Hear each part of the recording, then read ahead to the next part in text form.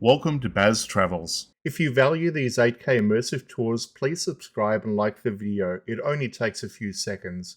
Your support is the only way I can keep this channel going and continue bringing you these high quality experiences. Thank you for being here.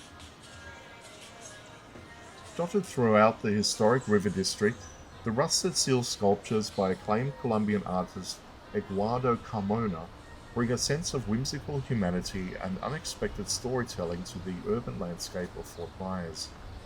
These pieces are part of a permanent collection that depicts everyday characters in relatable, often humorous poses, ranging from a solitary man playing a flute to a duo sharing a quiet moment on the bench, or a laborer focused intently on his work.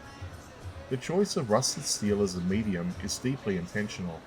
The weathered, earthy patina of the metal reflects the passage of time and pays a subtle homage to the industrial and working-class history of the region. Carmona's work is celebrated internationally for what critics call ironic realism. He manages to capture the inherent dignity and beauty found in mundane, everyday moments that most people might otherwise overlook in the rush of modern life.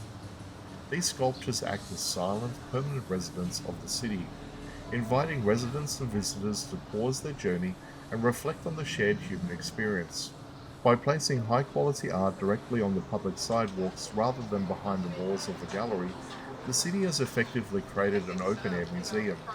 This approach democratizes culture, making history, creativity, and artistic expression accessible to everyone who wanders throughout the district. Each sculpture is carefully positioned to interact with the environment around it.